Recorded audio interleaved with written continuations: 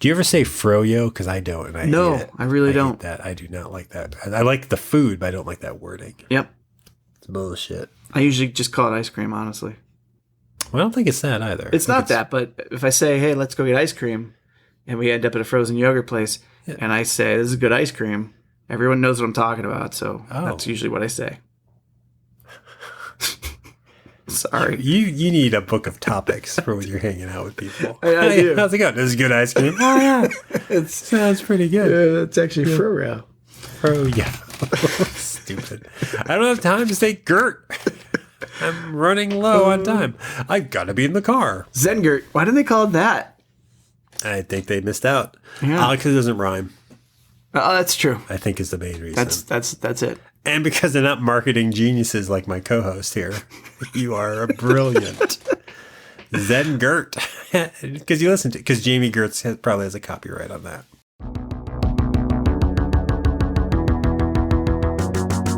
Hey everyone ever, and welcome to the 100th 100th episode with some applause of 20th Century Pop, show where we try to understand the present while living in the past. For all of these episodes, even the fact that I've gotten married, it stayed the same. My name is Tim Blevins. And I was married when we started, and I'm still Bob Canning.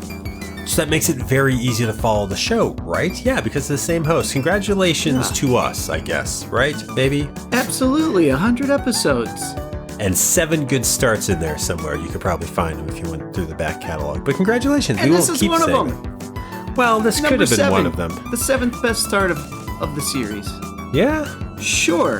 That's kind. That's kind. But yeah, we're 100 official episodes in. And I got to say, we've been doing it for 2 years, over 2 years. This is about a 2.5 year show that we've been doing so far. Wow. I'm trying to give you a little space to ask the question you asked me before we started recording, because I thought, what a great way to talk about when did we start recording this. You're saying 2.5 years ago. I have a sense that we started at the beginning of 2016? 17. I mean, those are both good guesses. I'm going to sneeze. Hold on. Yeah. And when you do, I will bless you.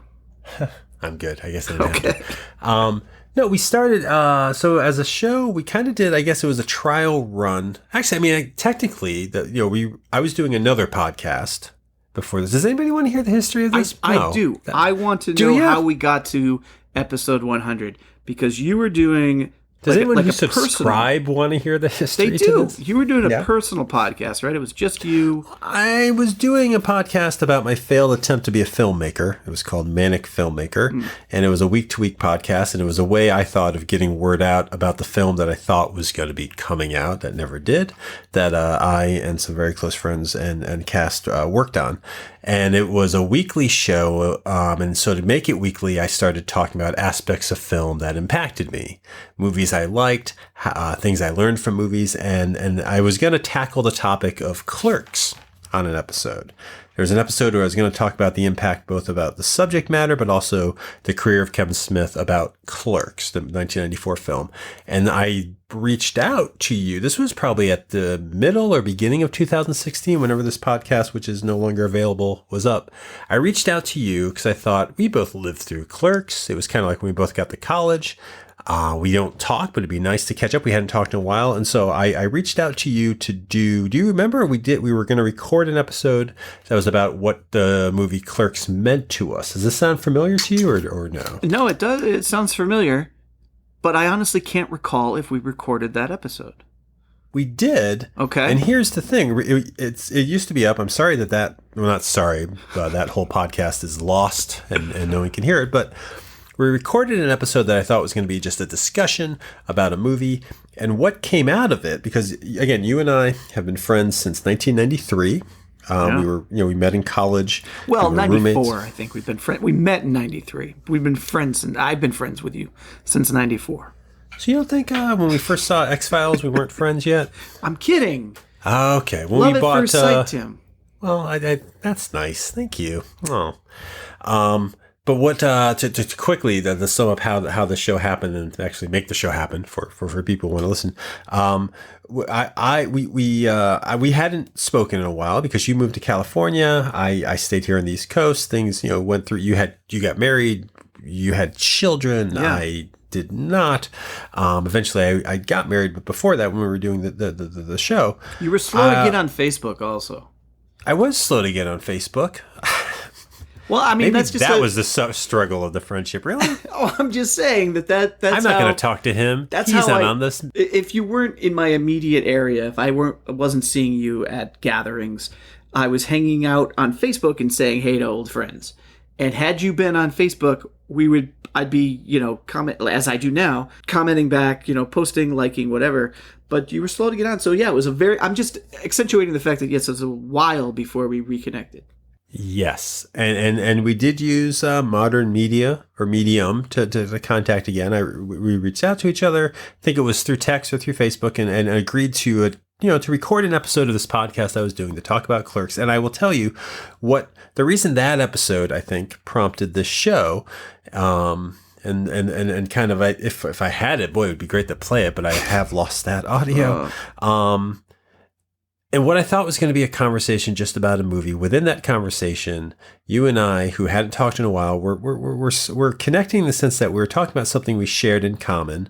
And that conversation sort of kind of turned into talk about maybe where we were in life, maybe where it wasn't where we thought we'd be in life, and maybe some of the struggles and failings we had that got us to that point. Basically, we were catching up a little bit. Yeah. Hearing where we were both at, and the gist I got is like, wow, neither one of us is recognizable as career-wise or as creatively the people we thought we were going to be, but we're interacting like the friends that we were. We're catching up, and we're doing it through the guise or through the medium or through the topic of a pop culture thing we shared in our past. We're using this thing from our past to kind of reconnect, to discuss, and from that discussion, I got a hint of where some places you were at, some things you were struggling with, some good things too. But there was a connection. It kind of sparked a connection. We talked.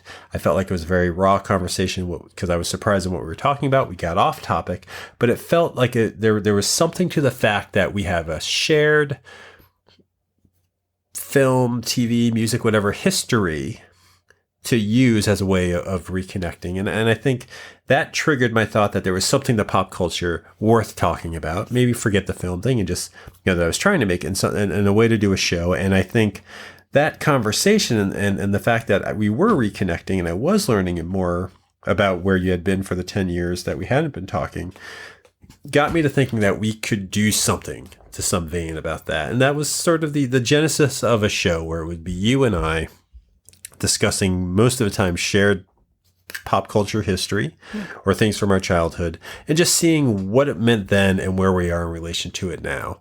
I don't know. Does that make sense? That was a long rambling explanation for this anniversary. That makes complete sense. And that's what we've been doing for 99 episodes plus, a few more give or take here or there. And I think it's been great. I think I feel closer to you than I ever have, Tim. So I feel like even though you are on the East Coast and I'm on the West Coast, that there's really nothing between us. And you just remain one of my best friends ever. And I appreciate the opportunities every week and a half, 2 weeks to get on the phone, or excuse me, to get on the horn. What do we call this? The internet, I suppose. I was telling people we did this online. Okay, I appreciate the opportunity to regularly get online with you and spend an hour chit-chatting before we actually record this thing, and then continue just the chit-chat during the recording. I mean, it's just a conversation. It's just hanging out and talking about things we enjoy, things we enjoyed once before, and maybe how things are going these days. Well, it's great. That's very sweet. Thank you, sir. Something that's interesting, I guess, in what what you're saying is and I think listeners know this. I mean, we do record this on separate coasts through microphones and headphones, so we don't see each other. No, there isn't like any eye contact or anything like that. But it is verbal. It is a communication. I do like that. You make the point of saying, we usually, as we go through an online medium, and we talk for an hour, and then the show starts, and then we record the show. What's the difference there, just out of curiosity? What do you think designates some of it as this is going to be pre-show, this is how we talk, post-show, or during the show, this is how we talk? Are they the same? Or does something feel different from one to the other? I think it feels a little different. I think the pre-show conversation, we're a little... I don't think we use names. Is that what you're going to say? Well, we use names, but no, we talk about more about like where we are now, what's going on now, what's the immediate thing that just happened. Like we talked about the earthquake that I lived through, and you got to see how people live through it. We talk about those immediate things, whereas the show, we actually try and have a topic that's specific to our pop culture past. Okay, yeah. That's a big difference. It's a little phony, right? This part of the hanging out, it's a little bit of a trick. This part here that we're doing now? The nature... it's very sincere, but the nature of a friendship via a show that we're putting up for people to hear... maybe this is more of a question to ask an audience than each other, but I feel it's very sincere. And I agree with what you're saying. It's been, or I will say what I think you were saying. It's been an amazing experience to reconnect with you this way. It's a little odd to me that I so want to put that out there for other people to hear. Yeah. Like I do want to use a lot of that pre-conversation stuff. And I don't know. I guess that's the nature. I guess I'm wondering, this medium of podcasting, this way of conversing, this way of talking and exploring things. Why is that the one that we're using? Both, I know it's the only way we can talk, but like you personally, did you ever think you would be doing a podcast a couple years ago?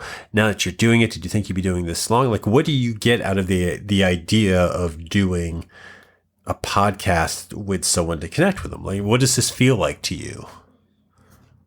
To me, it feels like, and especially tonight, since we're both sharing drinks, it just feels like I'm hanging out with Tim.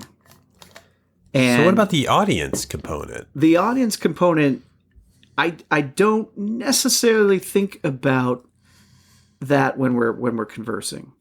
Really? Like I know it's there, and I'm sure there are times where I'll try for a joke or something, or I'll try to say something interesting that might be the type of thing a listener would be like, wow, I just learned something about that pop culture that I didn't know. But the truth is I don't have a lot of that information.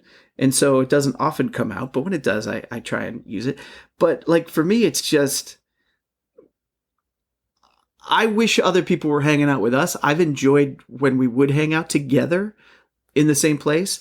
And I feel like it was always fun when we had other people there and it was just a bigger conversation and you and I were just hanging out with others. I almost feel like that's what I'm doing with you. I'm hanging out with you with like this sense that there are others there, even though they're not participating, if that makes sense. So playing to an audience. We're playing to an audience. Yeah, I guess we are playing to an audience. Yes, we are. Familiar. And I think that's the difference. Like our pre-show prattle isn't, I'm not playing to an audience when I do that. I don't think. Not as much. No, I think tonally there is a little difference. The moment I hit recording, I feel like maybe it's because I'm the one controlling the buttons here. I feel like now I'm choosing to look for something. Yeah. So I wonder, this does feel sincere to me. And I guess I'm surprised by that fact. Well, I've always said, and this is part of. Always said. I have always said that we should just hit record, do the opening and go. He has never said that, but okay. I haven't maybe said it in those words, but I'm like, if we just. You might say it before I hit record, and that's why I don't hear it. I've always said it to my wife. Oh. We finish, I go, I wish we had started 6 hours ago. No, but bravo. I think if we were, I think that maybe this is something we could try next time. If we were to just hit record right away and do a little of that, catching up talk. How was your last week? But I know also you've talked about how you don't like that in a podcast. I have talked about that. Yeah, I'm a narcissist though, so when I'm involved in it, I'm feeling like I enjoy it more.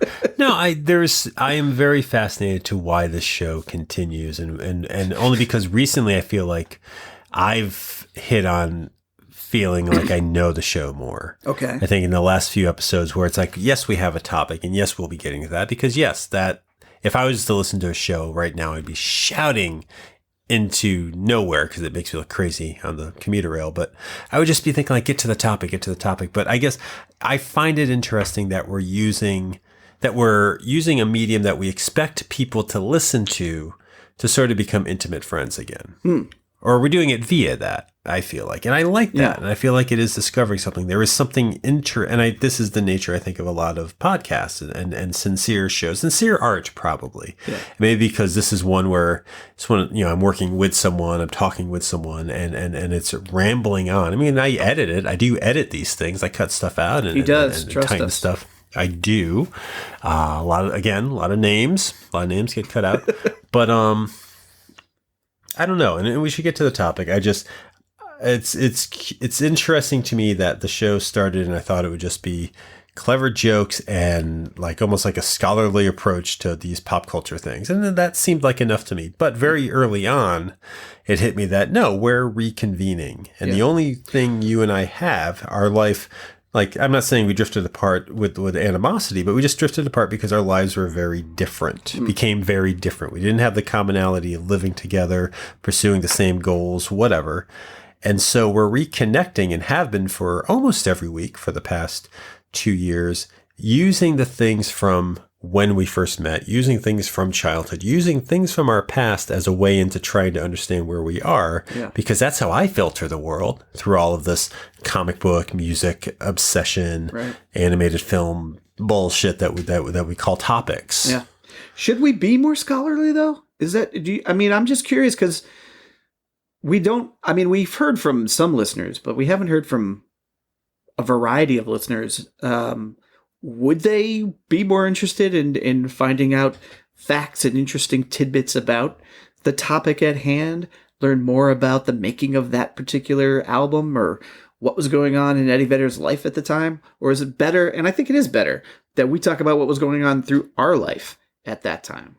Well, I think that's what this show has become, and that's what I like about it. And there are other shows you can find that do these other things, but I don't mean to speak for the audience. I'm just happy that we have one, so thank you, audience. Thank you, guys. 100! Thanks for hanging on. I'm assuming all of our audience started from day one. I am sure they did not, and I think we've lost a few, but, if there are some people who have held on, if you count backwards all the way to episode 1, and then go back one more. We did a trial episode. That's, I think, what was maybe, I think you had asked beforehand, when did the show start? Yeah, when was that trial episode? Do you know? So in the winter, start of winter of 2016, Rogue One, the first non-saga Star Wars spin-off movie, was coming to the theater. So I thought we would use that as sort of a motivation to do an episode where we discussed a topic from the 20th century to give a feel for how the show works. And we chose a discussion about the trailer for the movie Star Wars Episode 1, The Phantom Menace. That was our first real test episode, and it'll be you can check it out in the show notes. You go back and listen to it if you want. It's I want to go back and listen to it. I didn't listen to it ahead of this recording because I was going to say ever. I think I did listen to it because it was the first one. I wanted to know how it sounded. I don't listen to any of the others, though. You bookend it with the 100th last one. That's what I'll do. But no, the reason I think we grabbed it, one, for the nature of the show, it was easier to watch a trailer than a full movie to discuss. But two, the Phantom Menace, and we say it in the episode, but I'll say it now. The Phantom Menace to me, and it just happens to fall, dramatically towards the end of the 20th century. That is the pivot point to me, where all of this stuff that I grew up with, all of this pop culture that matters to me, that's when I first started to understand or experiment with the idea of that some of this is nostalgia.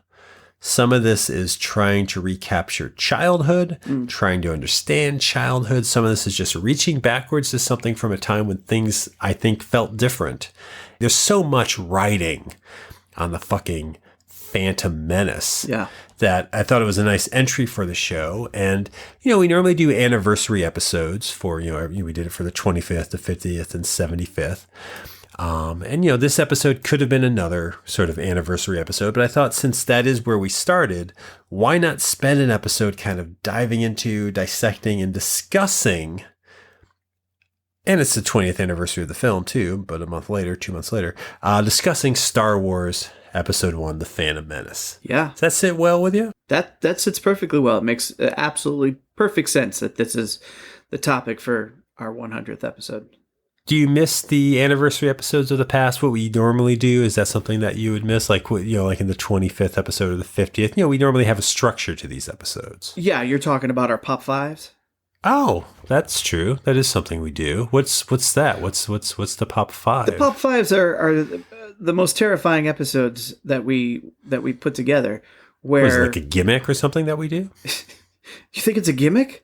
I don't know. What is it? What is this Pop 5 he's talking about? This is when we will ask each other to name 5 items or 5 things, 5 people, 5 titles, 5 toys that go along with whatever topic it is we're talking about. If it's the anniversary, we go back and we talk about older episodes by referencing, hey, tell me 5 more things about that particular thing. And you have 30 seconds to do it, and you have to name 5 things, and then we determine if you got all 5 or if I only got 1. So it's like a game. It's a fun little game. Fun game. Yeah. Is it fun for you? Do you enjoy the Pop 5s? I don't. I do, though. I enjoy the Pop 5s because of how much I don't enjoy being timed and being pressured, because we don't know the topics. I don't know what you're going to ask me. Are you going to throw a Pop 5 on me right now? You don't seem to like them. You're going to throw a Pop 5 on me right now. You don't seem to want to do them. I don't want to ever make you do something you don't want to do 100 times in a row, let alone on an episode. But yeah, I have a Pop 5 for you. Right. I thought it would be a way to sort of work our way into this episode, because we are. I mean, before we get into it, just for a little reminder to our listeners and our fan. Wait, are you going to remind them what a Pop 5 is? Because I just did. No, I'm going to ask you, are you a fan of Star Wars? I'm a fan of Star Wars. I don't think I'm a fan like you are a fan. Oh, really? We've talked about that before. Like, I couldn't name the alien in the background that you can name. Oh, you're not going to like this Pop 5 then. But it'll be easy. I think you can do this. Shit. Phantom Menace was a new Star Wars movie, and I watched it the other day, rewatched it. And here's something I need to point out before you throw this Pop 5 on me, which is probably about the Phantom Menace. I was unable to watch the entire movie from beginning to end in one sitting. The day before we were going to record that. I looked several days before we were going to record. Nobody owns it. Nobody that's owns not true. This movie. Several people I know own it. I just knew that I wasn't going to have the opportunity to get to them to get the movie. It's not rentable anywhere. It's not streaming on anything. It is. It turns out you can watch it on the TBS streaming network, but I don't have cable, so I can't do that. So I had to resign myself to watching clips of the movie in as close to chronological order in the film as I could on YouTube. Some would say that's the way to experience the entire saga, but it didn't hurt. Didn't help. Didn't help either, no. Prior to that, though, in your life prior to watching clips of the Phantom Menace on a very small phone, Star Wars meant something to you, right? Like, it's memorable. Yes, right. There's things memorable that matter to you. I would play act Star Wars throughout my childhood. I had Star Wars action figures and vehicles and toys. Yes. I currently will buy certain Lego sets that I can put together.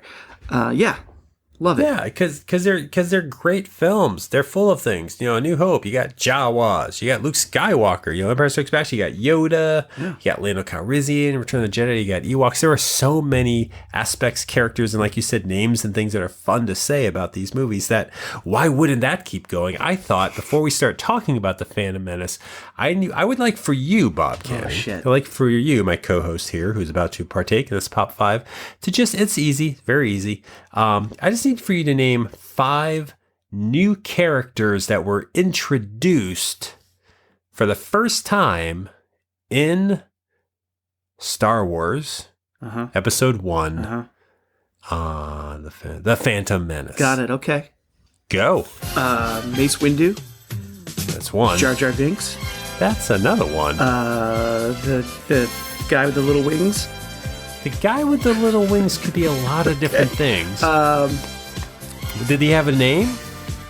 He did have a name, but I can't think of it right now. Wasn't any of those clips? He wasn't in the clips. He was like in the background. 10 seconds. We'll give it to you. That's Droid? 3. Battle Droid. Okay, that's 4. And Boss Nass. Time. Did I get Boss Nass? Notch? Boss Nass. Isn't it Boss Nass? Boss Nass. Yeah, Nass. Okay. You kind of got it. Watto was the name of the character you were thinking, the very memorable flying character. The clock is well done, but yes, Shmi is another word that's said in this movie. But no, I mean, you mentioned that's a major character. Yeah, he's a guy in this film who we had not seen. He's like a cardboard cutout that moves throughout the movie. I've come to find out. Oh, really? Not a fan? Not a fan of Liam Neeson's pre... oh, really? Yeah. So this time.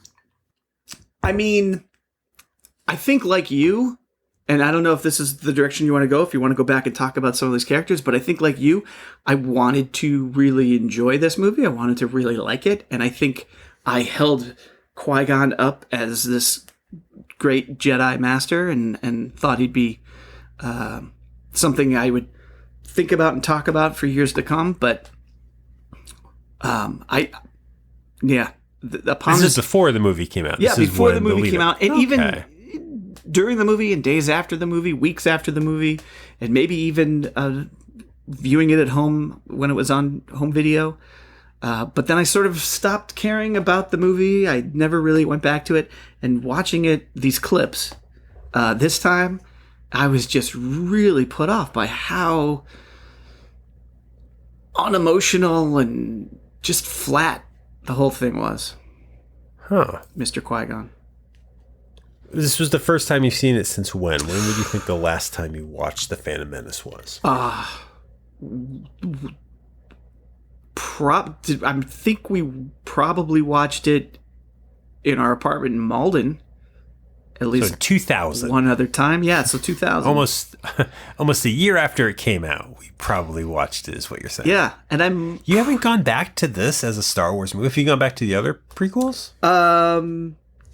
No, I think I've seen Attack of the Clones more than the other two. But I really haven't gone back to any of the 3.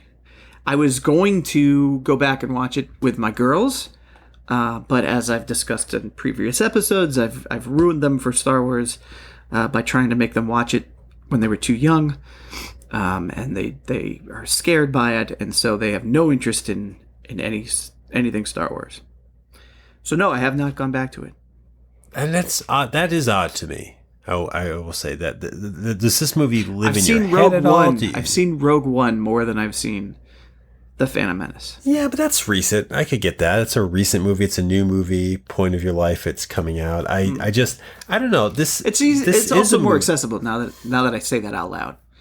Rogue One? Yeah, Rogue One streaming. Is streaming. Because you don't want to own anything or ask a friend if you could borrow the DVDs. I'm sure they have. Right.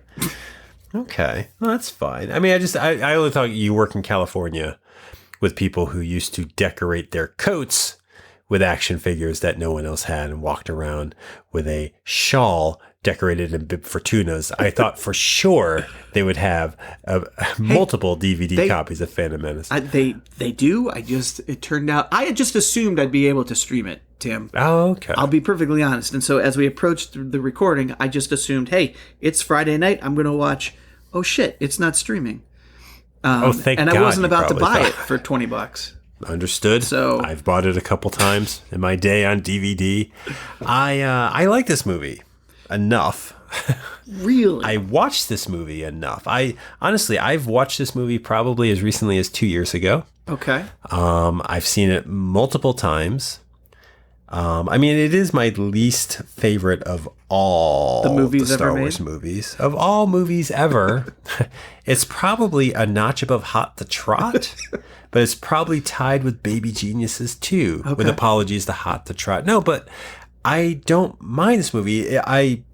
And I think it used to be higher up on the list. I don't know if you've ever made a list of which of your sequence of Star Wars movies your favorite to least favorite. It's hard to do. Sure. Because a list entails a least favorite. And I don't want to say I don't like any of these movies. I know I come in predisposed. And honestly, from where we're starting off, one of the reasons I started with that Pop 5 is I was predisposed from day one to like this movie. Right, exactly. And in conversations I've had with people since, I don't even know if I trust my opinion of this movie. I understand exactly what you're saying. But you don't have that issue. You know you don't like it. I know that I no longer care for it. No longer? Yeah, because I, like you, was at that time predisposed. It was Star Wars. It was my childhood coming out. It's still Star Wars. I know, but I'm saying at that time, that's why it was going to be good. I was absolutely... How could I not love it? Mm-hmm. And then it opened, and we were in space again. We were in that universe. We were on those planets. We were seeing Jedi. We were seeing lightsabers. They were doing things they haven't quite done before, which was good. And then they were doing some things that they'd never quite done before, which was not so great. What? Yeah. So it was like you're sitting there watching it, and just the spectacle of it, you couldn't... At that moment, I couldn't not enjoy it. And then it's taken these reviewings and the coming back to, and then also the being away from it for a while and then coming back to it just really kind of opens your eyes to how not great it is, at least for me. So what's not great about it? At the heart of what you're saying, what is not great in your mind of the minute strips of Phantom Menace you watched on YouTube legally? I found that there were two things that really bothered me in these clips. I don't like the story. It's a little all over the place and dull. Really? I kind of felt a little bit, and I felt like it was dull. I felt like I didn't really get caught up in what was going on. I mean, with Star Wars, it's good and evil. It's pretty straightforward. And then in this one, it's a little less so. And that's okay if it makes it interesting and the characters are interesting. But then that's the other thing you have. How is it not straightforward? They find Anakin. There's good in him. There's a dark cloaked man running a blockade and blocking a trade route. That's evil. I mean, good and evil is very clearly delineated in this movie. You've got a devil man with horns and a black robe who's bad. You've got a bearded savior and a virgin birth child. And then you have your recognizable things like Yoda, Jedi's, like good and evil. This is a clearly designated, as much as A New Hope was, good versus evil story. For enjoyment or not, what is vague about this movie? Where are the shades of that in this because film? I think there's this political thing going on through all of it where I got lost in that. And it's a little bit like, wait a minute, but if this is law, then who are those people? And that's clearly, I mean, I know that guy's the emperor. So it's like, where is that taking us? And then you've got the switcheroo princess, not princess. And then you've got... She's a queen. Yeah, that thing. They don't vote on princesses, they vote on queens. Thank you. Oh, good point. So for me, it was, especially in this reviewing, and maybe it's because of how I viewed it, I'll admit that might have played into it, but it just seemed to be dull. Mm-hmm. I had no one that I was really strongly rooting for. Okay. And it didn't help that the acting was so dull as well. Like, it was just not anything I couldn't sink into to Obi-Wan as a young Obi-Wan. It just wasn't as exciting as I was hoping it would be. And I think at the time, I probably thought it was great. It was to see Ewan McGregor as a young Obi-Wan. See a young Obi-Wan with swagger walking around. We get to see Obi-Wan angry for the first time, the only time ever. He does get angry. Watch him walk. Watch him take his cloak off and walk. That's fucking Ewan McGregor, who I think was just about to do Velvet Goldmine. Are you projecting that onto that? Because I don't quite see that. I'm watching it. Well, I mean, here's the thing. Everything in this movie exists, and this is why I don't know. This is one of the reasons, the pivot point. This movie is a hologram of childhood. This movie is a projection of things we already know, of things we already care for. And asking you at the beginning, name some characters from it. Everything I care about in this movie is pre-existing. Obi-Wan Kenobi, Jedi's, Darth Vader's tale, his story, R2-D2's appearance. Like, those are the things I know. And they're projected on this movie in a very weak, tacked down origin story for each of them. These new characters, and Jar Jar Binks, RIC OLIE, perhaps, Chancellor Valorum. Oh, Valorum. I mean, these handmaiden Padme Amidala. I mean, these characters don't have any weight. Yeah, which is unfortunate. These characters who are meant to be the central focus don't really get to be that because they're giving us Yoda. And again, the version you watched, was he still a puppet or is it the new CGI version? It was a CGI version. So he's there. These are recognizable things. I'll tell you what's weird about this movie. And again, we'll get back to why I struggle with how this represents growth from childhood to adulthood. This movie at once is hitting you over the head with remember Star Wars, remember Star Wars. And it's also working really hard to not give you Star Wars. The main theme plays at the beginning, plays once at the beginning, and then is lost for the rest of the movie. Nobody ever says the word lightsaber. They go the political route versus the more mystical route of the Force. They put science into the Force. There's a lot in this movie that is working very hard to distance itself from the source material while simultaneously beating you over the head of, here's a room with all those familiar light windows you saw in the Death Star, and here's a character's name walking like Torgo in Mano's Hands of Fate, but it's C-3PO. You can believe this and that. Here are things you know. Because I remember applauding for R2-D2's first appearance. I remember applauding for Obi-Wan Kenobi meeting Anakin. I remember those things as jazzing me. Yeah. And they were there. And maybe that's what we wanted from a Star Wars prequel. But honestly, the way to make a movie, the way to make a new movie, is to do something different. Right. And at the heart of it, this movie it fails, I'll say that, but it is trying to do something different, whether or not that's right. Yeah. Okay. I give you that. It's something different. I mean, do you enjoy The Force Awakens? I know we're jumping a century, but do you enjoy The Force Awakens? I enjoy the Force Awakens, but I see the point you're trying to make, because that's really sort of a retread of a similar story. Which I don't even have a problem with. I do like The Force Awakens. Yeah. I do love it, but that is more so, and people mistakenly call it a reboot, but that very much borrows, and it doesn't necessarily, I mean, it gives you Han Solo, it gives you Leia, of course It gives you these characters again, but it kind of takes new characters and puts them in the roles of your original characters and do the things the original characters did. So there's some familiarity. Yeah. So there's something in there to strike the match, and so you can go, I remember that. Mm-hmm. I get that. That's like the thing I liked. But see, I know, like for me, when I saw that in the theater and I started recognizing that, I actually kind of slumped a little bit. I was like, oh, because it would have been nice to have something new. With the same characters and the new characters, it would have been nice to have something new. And I see that that's what maybe he was trying with the Phantom Menace, but it wasn't an interesting story to me. Is A New Hope an interesting story to you? A New Hope was an interesting story to me. Mm-hmm. I have since gone on record as saying that it's a very, very slow movie.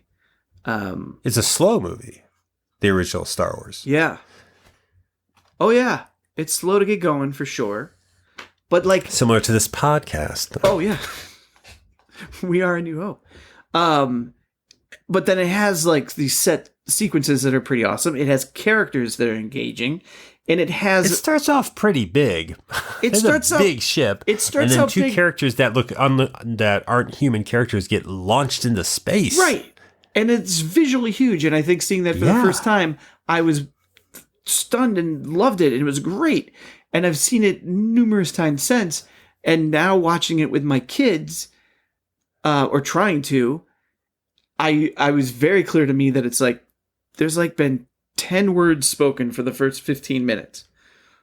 Now, is that slow to you or is that slow to your kids? It's slow to my kids probably, and maybe because I was there with my kids, it became slow to me. But it's still slow. I still see how slow it is. Problematically slow? Like, is it hard for you to watch? No, it's still great to watch. Is that what you're saying here on this microphone? No, it is not problematically slow. But it's paced really well. Like, there's a great pace, and that movie moves quick. And it does so. It's under 2 hours, I think. And it does so because it ends up being epic. It ends up being epic. So it's a bigger story. It all makes sense by the end. Everything that's been happening that you've gone through. I don't get Does Phantom Menace not make sense? No, the Phantom Menace, not really. Honestly, like, you get to the end and it's like it was a hodgepodge of things that happened to get us there. It kind of makes sense, but there's just so many weird things that happened that didn't need to happen. You know, and the whole Queen Amidala switcheroo. Yeah, I don't quite get that. Yeah, that doesn't need to happen. These silly Gungan battle. It's silly to me. And, you know, I remember reading that was partially his point, to make it more kid-friendly. But why would it be more kid-friendly? The first one is nothing but kid-friendly. But I mean, like, I forgot how much Jar Jar pulls from the Olsen twins on Full House. Yeah. You know, with "Excuse me." Like, that's a line of dialogue. Yeah, I don't... that an alien in Star Wars is saying. Is that your problem with the movie? That's part of my problem with the movie. Qui-Gon has to grab his tongue because he's rudely swapping apples out of a basket. And that's what a Jedi is going to do? I don't know. It just frustrates me after the fact. Star Wars isn't really known for its comedy. Right. You said isn't known for, right? I said is known for it. No, I said is not known for its comedy. No, and and it's obvious, and anyone listening can say, I mean, Jar Jar Binks is a problematic addition to this movie, and I think if one was to hate this movie, every tool you need to hate this movie and the idea of a movie or a franchise is in that character. He's a technological marvel that's flashy. He's low stakes comedy. He's offensive. He's out of place. He's just there for jokes. And he's just too comical. He is very out of place in that movie, which is odd because the designs of the Gungan design and the design of their city, I mean, those are interesting things to see. This movie opens up pretty interestingly. I mean, we see spaceships, which we've seen before, but we very quickly get to a jungle planet. We get to go underwater, which has never happened. I mean, Naboo is beautiful looking, going underwater. Yeah. Like, I actually, visually, watching it this time, once they get off the ship at the beginning and they crash on Naboo, I actually enjoy a lot of that. I don't get Jar Jar Binks as a character, and I can't not be bothered by that now. I was embarrassingly not bothered by that the first time I saw the movie, which is a shame. But I just remember him as being a character I'd never seen before. Yeah. That's all he was. Yeah. But he is clearly supposed to be like Chewbacca or one of these alien characters that you like. And I think the fact that he's speaking English, that he's making jokes, and that he's a horrible minstrel show is kind of a big detraction. I get that. Yeah. I totally get that. But I mean, do you like the other Gungans? Do you like the Gungan city? Did you watch any of those clips? Well, yeah. I mean, I like the visuals. The cities are amazing. The ships are cool. You know, all that is great. And there are some great visual sequences. One of the battles up in space where he flies into the blockade, and then obviously the duel at the end. Wait, you like the fight at the end? The space fight? The one where Anakin kind of gets caught up in it? Yeah. It's okay. Yeah, it was. Oh, that's the most lackluster thing I've ever seen in these movies. Well, maybe, space fight at this movie? Maybe I saw a clip that somebody re-edited. That's so popular. So fast and exciting. But yeah, I thought it was fine. I enjoy the music and the spectacle of that three-way saber fight. That's great. That's something fantastic. We've never seen, and that is there's drama in that. There's stakes in that. Yeah. That sequence has a pace. And yet, at the same time, everything I like about that scene is basically playing off of, you like this in Star Wars? Here it is again. Here it is bigger. Like, we've seen 2 lightsabers clash before. It's very exciting. Now we're seeing 3 and 4 blades, and we're seeing 2 people fight 1. And yep, they're in those windows that we saw on the Death Star again. This is Star Wars, what Star Wars should look like. That is pandering to us as an audience. It is cool, and I love it. I don't know that that's pandering. I mean, that's the weapon of the Jedi. What are you expecting them to do? That's the thing. We were expecting for that to happen. Yeah. It's not a surprise that there's a lightsaber duel at the end of one of these movies. Okay. It's one of the best lightsaber duels in the movies, I think. It's very exciting. Yeah. We see some things we haven't seen before, and there's emotional stakes, and there's no talking. Yeah. Which is very helpful. And it's emotional, and there's a character dies, another character gets emotional about it. Darth Maul is a cool visage to look at. I don't know if I'm using that word right, but it's a cool thing to see. That is a great sequence. So I enjoyed those aspects. Do I like the other Gungans? That was a question you asked. No. I mean, really? You don't like the designs of what they look like? Visually, they're interesting to look at, sure, but then they open their mouth, they talk, and they slobber all over the place, and it doesn't make sense to me. Yeah, I mean, that's true. I didn't mind the voice of Captain Tarpals, the one that kind of leads the army. I thought there's something to that's okay. He looked kind of like Sir Didymus from Labyrinth, and I like that. Okay, but no, it's there's. Those scenes, it's just kind of like, well, look what we can do with the computers. We can replicate the droids. We can replicate Gungans and they're fighting. Like, I get all of that. It's very flashy. It's very showy. And honestly, it's not very Star Wars-y to me. But this movie is a generations movie. That's the thing. This movie wasn't, for all the stuff that I'm saying is playing off of remember this, this movie wasn't made for us. Right. This movie wasn't put together and handed to us, was it? I mean, who was the audience for this film? Well, you got to imagine it was somewhat made for us. You can't possibly take a franchise like that is still in our minds. It's not like you're remaking something today that was popular in 1920. You know, there are people alive that... You're not trying to reboot the Phantom? No, you're not trying to reboot the Phantom. You're rebooting Star Wars, so you've got to play to the well, not rebooting, but you're continuing the story in retrospect, in reverse, or whatever. And so obviously you're going to be making it for those fans. Is it made for some? Were the originals made for someone? I guess that's the something. Originals? Like, was Star Wars: A New Hope? Was that made for a target demographic, or was that just made, like, was that a passionate film? I believe it was a movie made for children? I believe it was a passionate film. I mean, I'm no historian when it comes to George Lucas, but from the little things that I do recall, reading or seeing in interviews, I mean, he was just a fan of those types of sci-fi movies, and so I think he was making it for himself.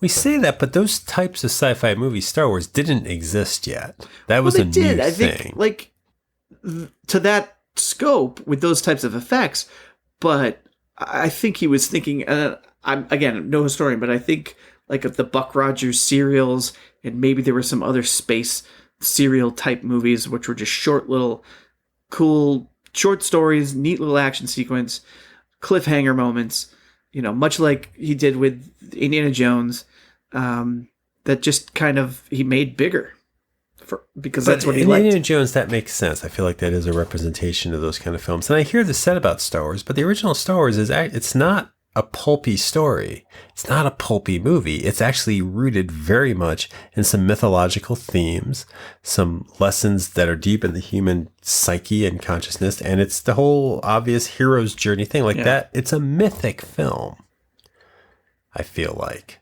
And I have always heard that he wanted to make his movies from childhood. That's what's inspired him. And I guess I say that because The Phantom Menace is the movies from his childhood. That movie is the pulpy thing. That movie is the sort of Buck Rogers. I mean, they have Buck Rogers laser guns in it. They have screens that work like the Buck Rogers telescreens worked. I mean, it's a very different feel for the saga. the issue of making the Phantom Menace. He made the Phantom Menace. He made the movie that apparently he wanted to make. I don't think that is necessarily I think it's made for someone, so it's a little calculated, but I don't think that was meant for us to enjoy. I don't think it was necessarily meant for us to get the same feeling we had as a child. Why is it such a big deal that the Phantom Menace doesn't live up to our expectations when we all read Spider-Man comics or X-Men comics in the 80s and 90s? We weren't reading the ones from the 60s. We weren't reading the ones from the 70s. Or if we were still fans of ours from the 80s and 90s. These things are ever moving forward. Yeah. What was the big deal with this that for some reason everyone had to get so angry about and so focused on this isn't, why can't we just not like it, I guess is what I'm wondering. Why does it have to be the discussions into the ground of how this ruined everything that came before it? Because that's a lot of power for a film and a filmmaker to have, that they could conceivably, by committing 2 hours of entertainment to the screen, decimate where you're from creatively. I think you could owe a lot of it to timing. Because it's not, like you were saying, you read comics in the 80s and 90s, but you didn't read the ones from the 60s. And that's that's just the same amount of time. But I think there's a combination of, we weren't that much older. We were, 25? We were 23 when it came out. Okay. Or I was, you were 24. 24, so I was close. May 19th, 1999, I'll add. That's when it came out. So it's like we weren't that far removed, and also just who we were pop culture wise. We were fans of movies and sci-fi and things, and so. But there's been sci-fi fans before us. There are people who grew up. No, I know, but there hasn't been a Star Wars. Came out. There hasn't been a Star Wars before us. There wasn't a Flash Gordon was pretty fucking big in its day. And I think people Tarzan was pretty big. That's not really sci-fi. The Flash Gordon, who grew up with Flash Gordon and then watched the Flash Gordon from the 80s, might have complained about it on the internet if the internet existed. I don't know about that. I don't know if you know. I know about that only through this time device I have. Well, so I think there's this combination of the internet coming out just around that time and becoming more accessible and more people using it, and the fact that we were still in our youthful stage of life and we weren't quite ready to grow up, and to have Star Wars come back into our lives at that time, like you were saying right at the opening, it's this nostalgia of, yeah, absolutely, I want to go back to childhood and enjoy Star Wars again. And so to have it come out and not live up to all these expectations you have, and I think the backlash, I can't remember exactly if it was immediate or if it came over time, because I know, like we've been saying, I don't think it was immediate for me. I wanted to enjoy it. I did enjoy it in that moment, but then over time, as I became more familiar with it, it just didn't have the same impact. But then to say that it's not for us and that everybody bashes it is not really true, because there are children who saw it as children, and that was the first thing they were seeing, and that made them fall in love with Star Wars. I know people now, these young bucks that I work with, who are fans of Star Wars because they saw the Phantom Menace. Sure. You know? Because that's who it was made for. Yeah. But I don't know that it was necessarily made for them. I couldn't tell you who it was made for. I honestly believe you have to make it for the audience that's already there, that is excited to go see it, that is going to recognize these characters. A 6-year-old is going to laugh at Jar Jar Binks quoting Full House. I think a 6-year-old is going to enjoy the first 2 fart jokes that George Lucas ever put in a movie. I think a 6-year-old is going to enjoy a character who's 10. Anakin Skywalker, which is the second worst part of this movie, is the first child to ever be in this saga. That's a relatable character with a relatable age. I mean, I think all the things that fans going into this dislike about this movie were exactly things that were designed to appeal to someone else. Sure. And it's just, I'm just like, why is it so important that this movie should be good when we have, and I'm making some generalizations here, but I'm going off of conversations I have. We have a saga that we love that truthfully, and this annoys me, a lot of people who love it only like 2 of them. They don't even like Return of the Jedi. So they just like 2. But that was always accepted. That was always fine. It's a good series, but boy, Return of the Jedi is the worst, blah, blah, blah. It's like, whatever. Yeah. But you could get through with that. Yeah. So you've got those. You've got what you need. You live through it. You have it in your hand. What does it matter, aside from the disappointment of, oh, that wasn't a good Star Wars movie? You have a good Star Wars movie. Right. You have 3 good Star Wars movies. I just burped into the microphone. I apologize if you heard that. Tasted like an onion. I didn't eat an onion. I don't know what that is. I don't even have a comment for that, but thanks for letting me know. I didn't notice it. You could have kept going. I don't think anyone would have known, but now you have onion breath. You don't have a comment. I didn't have an onion, and Barney Hill doesn't have a coin. I don't know. Or heart, I think was the line. But that's for no one except fans of the Betty and Barney Hill abduction story and the man in black who visited investigators shortly after Barney Hill's death.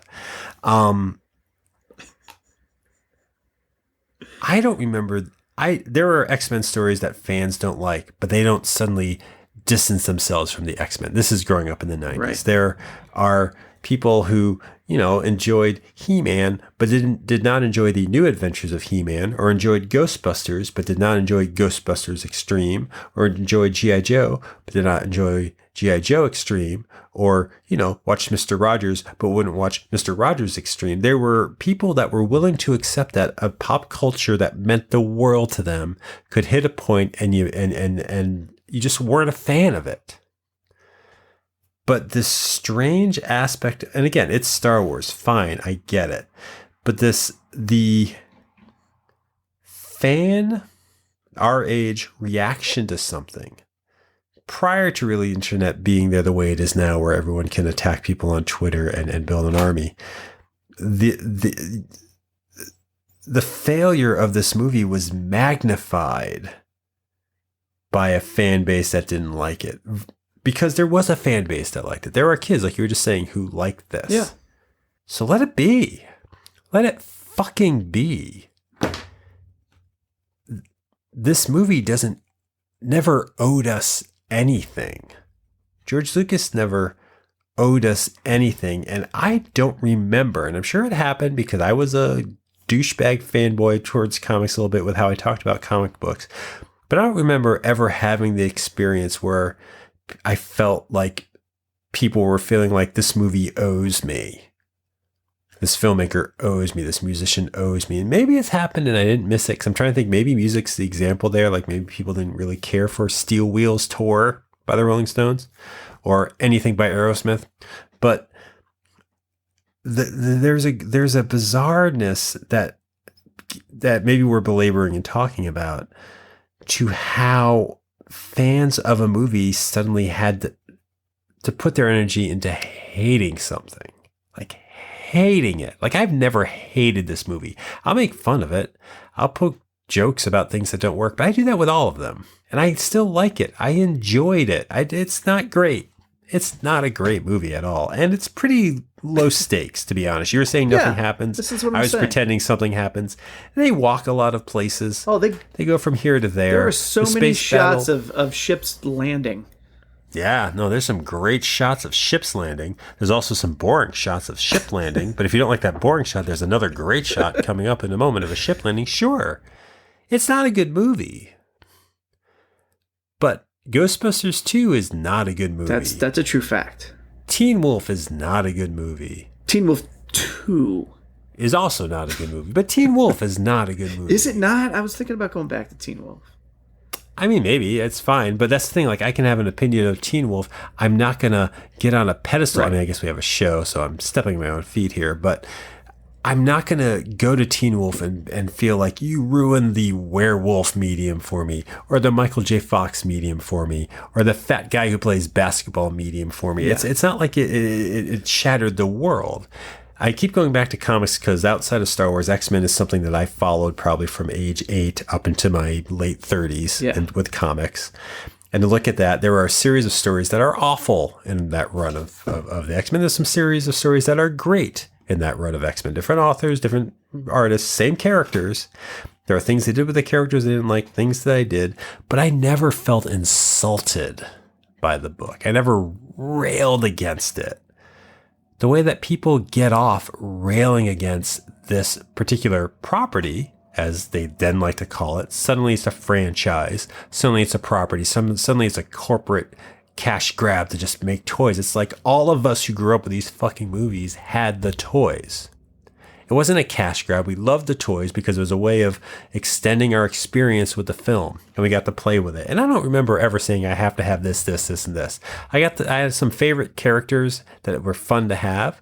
I also had some favorite characters I never had, and it was just fucking fun to experience it. My experience with the toys, talking about like which ones you get, I just got whatever showed up under the tree.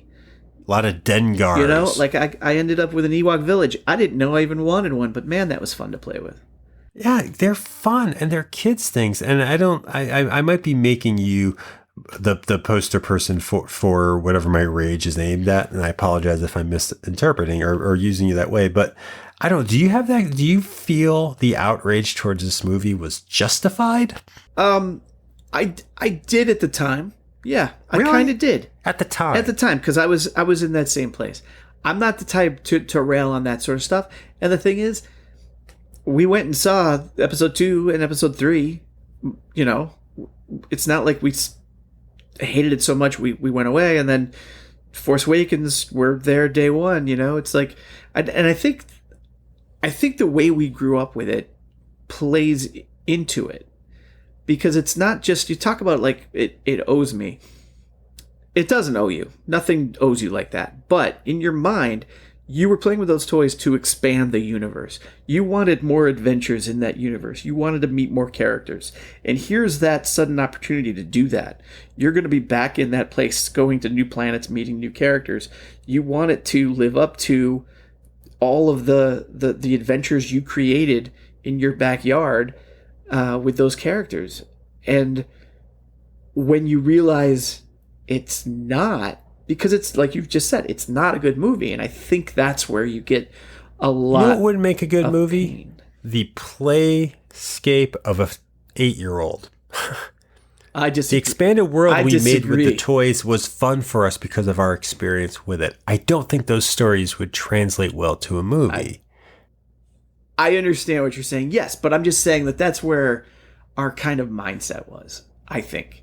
And I agree that there are those fans, and I think we have an episode that you might have done without me where you really got into the fan culture. So I think you should link that in the show notes. Well, it was about the toys. We talked about the toys.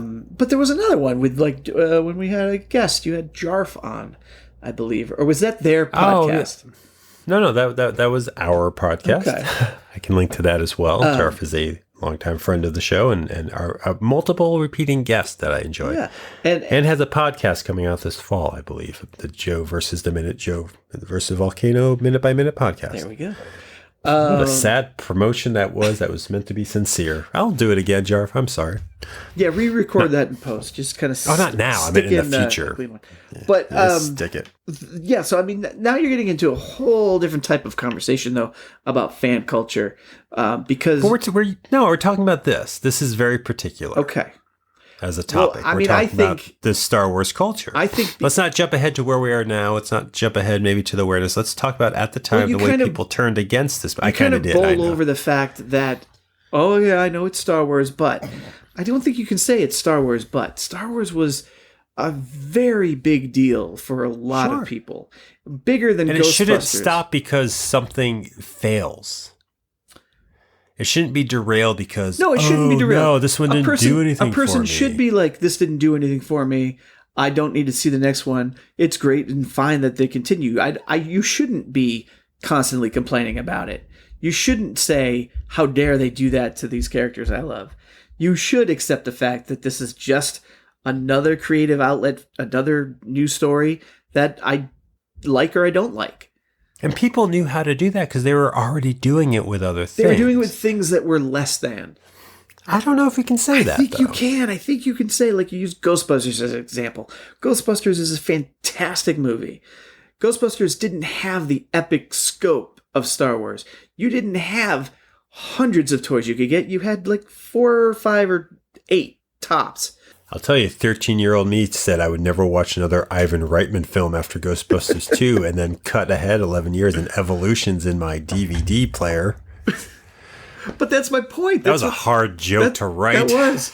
But that's my point. It's like you don't have the same experience with Ghostbusters that you had with Star Wars through 3 movies and a childhood of toys and cartoon specials and Muppet Show guest spots, that just didn't happen.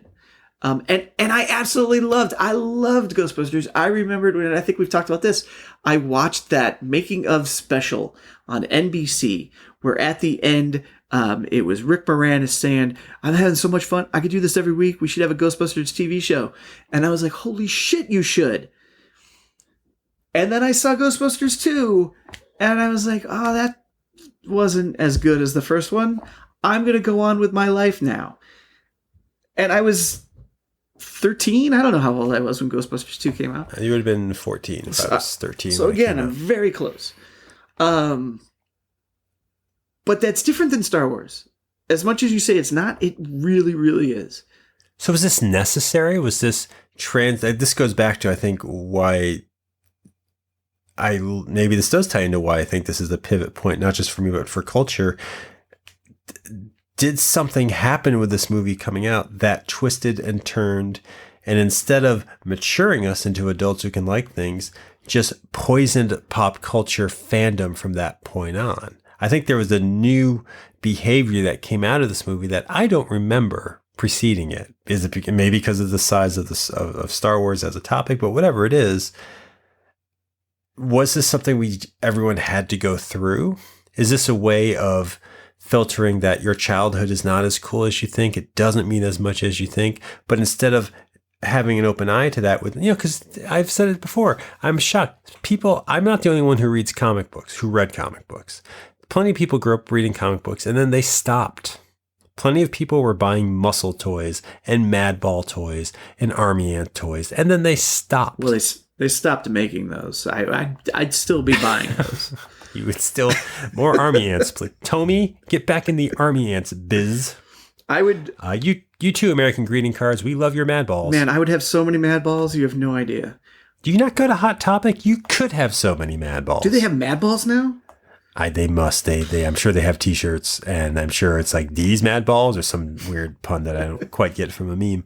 But there are plenty of things that people leave behind, and I don't understand this because I'm only recently working through that. No Star Wars prequel would have worked because of what you were saying with the toys. We've built up our own story, so nothing's going to live up to that. Yeah. It's impossible because the medium is the same, film. The characters are not the same. They're different actors. And whatever story they're going to give us now, that's that delusion that, well, the story you make up in your mind is always better. That's not true, but because you sat with however Darth Vader became Darth Vader for so long, your mind accepts that it's the better idea. I'm sure it's not. I'm sure my idea of him falling in a volcano and coming out okay with my action figure was not a very good story. But because I sat with it for 13 years or however long it was, that's the story I have. And I think fandom is diluted, and I think these Star Wars fans, I'm counting myself into this, are deluded. And I think we all handle things differently, but it's just, I think something happened with this particular movie that had not happened maybe in the history of pop culture. Yeah. And won't happen to this degree again, but definitely influences how it continues to happen. And that's this disgusting ownership, not over the story, not over the characters, really over, everyone wants to point out how commercial it is. That's what's driving people nuts. They've commercialized it like they own it, like it's their fucking thing, and that it has to keep going. And it's like that's not how it works. That's not how pop culture works. That's not how creative art works. So what's with all these fucks, of which I guess we're both part of, that are so goddamn obsessed with making sure that their pop culture is still reflected in the new pop culture? Why does our Ghostbusters have to be the best Ghostbusters? Why does, it's only the band that I liked when I liked that matters, now they're sellouts? Why is that the driving force with these things? Why can't we just enjoy what we like and let it go? Because we're changing. That's part of this show. We change as people. We're not who we were in the 90s. I think, I mean, you keep saying these people that have the ownership, why can't you let it go? I'm part of that in a way, too. I don't mean to I feel like I've gotten to the point. I know I've gotten to the point where I let things go. Yeah? Like what? Well, what have you let go? Well, like this whole current Star Wars argument, the arguments continue. I'm not... I have made my share of Jar Jar jokes, I'm sure.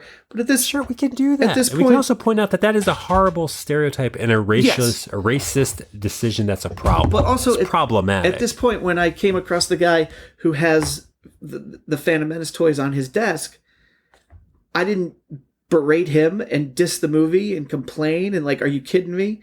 I was like, that's awesome toys. Yeah, that's really cool. And that's how it should be. We would talk about Star Wars, and it's like, oh God, when did you see it? How old were you? Oh yeah, I saw it, just after college, and we talked about Star Wars. I didn't complain about the movie with him. And I'm not online, in my search for clips to watch, to kind of catch myself up and remind me of the movie. There are countless clips of the 15 things wrong with Phantom Menace, all the plot holes of every movie that George Lucas has ever made. I have no interest in watching any of those. I don't care, because I'm not saying those can't exist. That is a way of examining something, and I get it. Yeah, these are things that are faulty, but I'm just saying, we do it on this very podcast to an extent, of course. But it isn't how I live my life. Mm-hmm. Listen to us discuss Teen Witch before you say that. Go back to October and listen to our Teen Witch episode, a film that people worked on. It's not a great movie, though. No, it's not. That's okay. But neither is this. And neither is this, and that's why it's okay. I think But it wasn't okay at the time. You are in the minority, if that's how you felt then, of saying it's okay that it's a bad movie. And you're more mature than most of our friends who claim to be huge Star Wars fans with all their stuff, but hate these films. I'm not talking about the two that we're thinking of. They're actually very mature with their handling of this. But there are plenty of people who enjoy hating this, I guess. They enjoy hating this thing. And I say that because they shut me down with their conversations about it. They have to share these videos you're saying, this is what's wrong. This is why it ruined it. It's it didn't ruin anything, because these movies did not make the other ones cease to exist. We didn't need them, is what we feel like. Right. But somebody did, like you said, because you got, you work with people. I just, the fuck is wrong with fandom that this, again, I'm not saying anything that's new, but it's just I feel like this was the first time ownership really raised its fucking head. The biggest damaging aspect of nostalgia really came out full force for this. It's not going to happen, by the way, when Avatar 2 comes out, even though it's the highest grossing movie in the world. Nobody's going to care if that ruins and sullies and lessens the impact of whatever happened in Avatar. I know that they fuck a tree, I think, with a cord, and then they can control a bat, I think, is what happens in that movie. I'm not sure.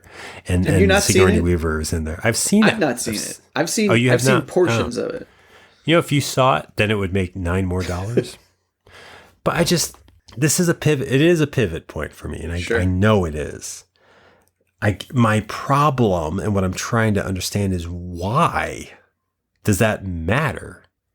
Do we need a pivot point to become an adult? When were you able to put to rest that it's just a movie? Probably, I don't know. I mean, I would assume I did as I watched the others. Because the others didn't have an impact. Oh, you mean with Attack of the Clones or Revenge of the Sith? Yeah. Because they just didn't have the same impact on me. It wasn't as built up. My expectations had lowered.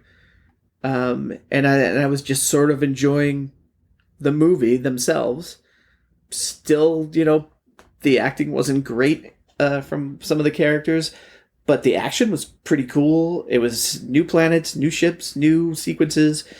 And it was the kind of thing where I could watch it in the theater and not have to go back and see it. We were watching Star Wars repeatedly. It meant something to us. And so, yeah, at a certain point with these new movies, and when I say Star Wars, I mean the original trilogy. But at a certain point with these movies, I just didn't have that same interest, you know? Like, I came to terms with it's no longer, like you're saying, it's not really for me anymore. I will still... But coming to terms is a weird... Why would we... We were adults at 23. Why do you have to... I'm not saying just you. I'm saying the world. I wanted it to continue. Like, why wouldn't you want that to continue? Why wouldn't you want to still feel that excitement? And why can't you still want it to continue and just be disappointed with the ones that came out? And that's what I became. Slowed anything down. That's what became. But you're the rarity. You're the tall snaggletooth that nobody has with the blue jumpsuit. No, the one that's hard to find, and everyone else is the squat, ugly, red-shirted one. That's the one I have. Whose opinion is just like it's the most important. It's like it doesn't matter what we thought about this movie because one, movie made $1 billion, sure. So it's a financial success. Two, he made the rest of the ones that he claimed he wanted to make as he wanted to make them. And three, people like them. There are people who like them. So it doesn't fucking matter. But the amount of anger that I'm directing towards people who hate it, and also because that's the thing, like I don't defend this movie, right? I don't have to anymore. I think it's died down. I think but I've had to in the past, and I've really, and it's hard to do. I had to defend. This is jumping ahead, but I had to defend not had to, but was put in positions where I felt like I have to defend The Last Jedi. Like, it's gross how much people, and it's like, hate it. Go ahead and hate it. It's going to have flaws. If you don't like it, you don't like it. But I just like, why am I want to just talk about stuff I like, talk about the pop culture, talk about Star Wars, but I don't want to have to defend it. And, you know, people can say like, well, if you can't defend it, that was the argument that was made. Like, well, if you can't defend it, it can't be good. It's like, yes, it can. I shouldn't have to defend what I like. I just don't want to talk about people who hate it. But I just don't get how you can hate. I can get not liking the Phantom Menace, and I can get hating characters. I can't get, if you hate it so much, still talking about it so much and giving it so much weight as destroying. And again, not you. You don't do this. Thank you. These are mixed emotions. This is more complicated than I thought. It's not that I just love this stuff. I'm in love with something about this stuff, or I'm relying on this stuff, or there's something more to it that may not be healthy, and maybe it is, but there's something to the pop culture that I cling to and have to talk about and talk as and use as my language that this movie showed me isn't just about the piece. And that's dangerous. That's a dangerous use of art. If you can call parts of Phantom Menace art. There's stuff done in this movie that's never been done before. That's artistic. Everything that Padme Amidala wears is pretty artistic. The first time you see her, she's wearing a lamp. Her dress is a fucking lamp. It looks great. Yeah, it does. This movie has great design in parts of it. But I don't know. I just... It was the end of something. Because... people didn't like the special editions, but boy, they didn't rail against it the way they railed against this movie. It's like, if you're going to rail unhealthily, rail against the time he did fuck up what you love. You can actually say he ruined what I like because you can never get the proper version of how you originally saw it. Right. Phantom Menace was all fucking new. So if you didn't like it, you didn't like it. So don't watch it. You know, I don't watch every incarnation of the Ninja Turtles. I watch the ones I like, and I skip the ones I don't like. And it's not that it's an abomination. It just doesn't work for me. And I'll say a couple of lines here and there. And Ninja Turtles were big for me. But it's just like, of course I get it because people are assholes. I'm one of them too.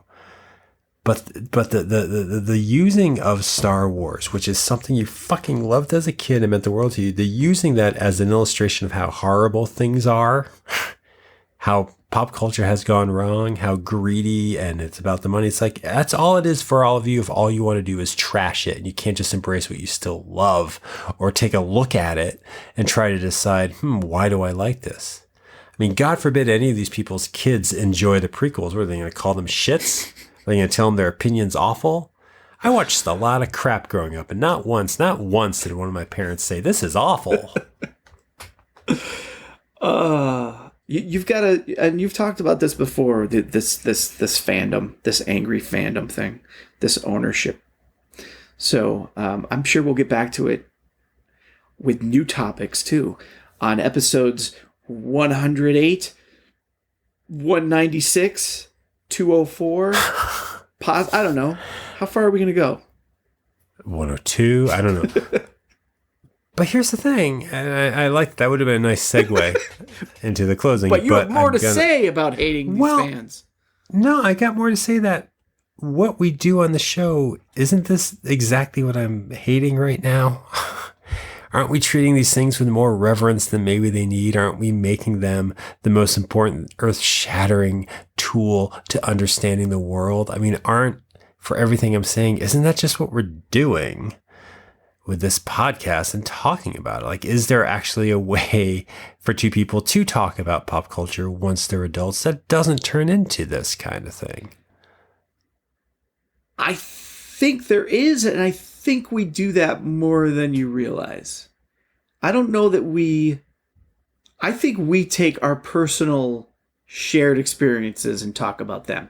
And I think in certain ways, it's not a bad thing to rail on something we didn't like, because that personally affected us, and that's the point of what we're doing here, to talk about that.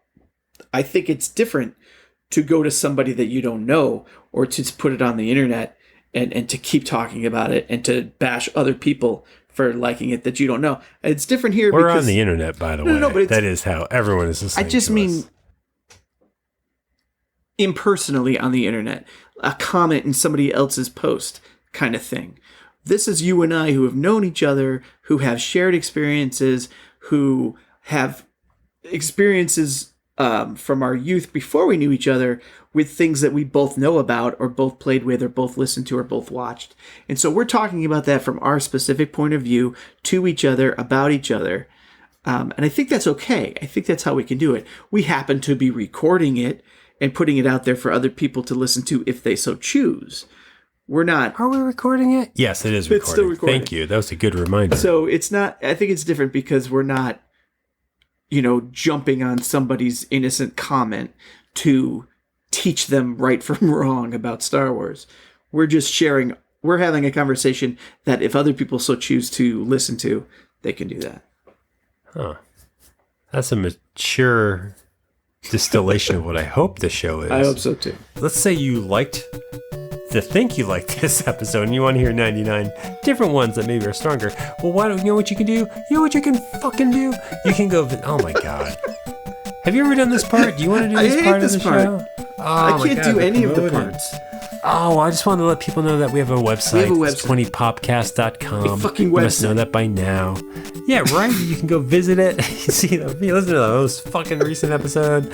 We got a list of all our former fucking previous shows. You can fucking subscribe to us on whatever pod fuck catcher you fucking listen to the shows on. What the fuck, man? You can do that. Yeah, I'm on Twitter. I'm on fucking Facebook. I'm on Instagram. You can follow us at fucking, I don't know what, at 20popcast on all of those mediums. Damn right. You can download our theme song, Super Poppy, by a name I just forgot again. Holy man, fuck, Kamuki. I honestly thought, the fact that you're even bringing that up again, you must have it written down right in front of you to do better than last time. 100 of this, everyone. Oh my God. Hey, and if you want 99 more, then keep following us. Write some reviews so we can get some... Not of this episode. No, actually of this episode. Tim, you're going to find... This was a great episode. This was a really good 100th episode. It was the 100th episode. Of the 100th we've done, this one was that. Yeah, people can follow you, right? Oh, absolutely, on fucking Twitter at RHCanning. Yes. And Bob does a comic strip. Oh, that's so old. So-called fuck. That's what it's called. It's a comical take on intercourse. You know on what? the West Coast. Give me 4 more episodes, and I'll have some new comics posted, and we can talk about that. Okay, so after this psychotic episode, we'll see where it goes. All right. Congratulations, Bob, on what would be called a centennial of podcast episodes, if that's how any of those words work. Tim, thank you. But honestly, this is all you. You do all the work. You do the editing. You set up the recording. You have made me just a happy man for being allowed to participate. So thank you. You made it to 100. Well, we made it. Yeah, but I mean, you know, it's your show too. You made the drinks. We're here. You had your drink that you made. You made that big ice, that ball of ice. That was huge. It was in your cup. Yeah. It's big. I'll post it on Twitter so people can know what we're talking about. I think you did. I thought I saw it before we started. It's on the other two. It's on Instagram and Facebook. Gotcha, yeah. Post it on Twitter. Another thing people don't pay attention to us on. And we'll check it there. We'll be back in 2 weeks with a topic? Yeah, it'll be a topic. Yeah, okay. With a topic.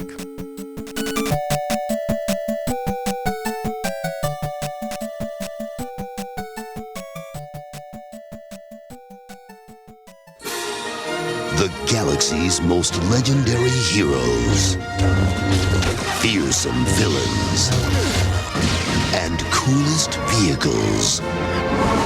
Now available to take home and play with at Pizza Hut, KFC, and Taco Bell. Right now, at participating Taco Bell locations, you can get one of these cool Star Wars Episode 1 collectible toys, one in every Taco Bell kids meal you buy.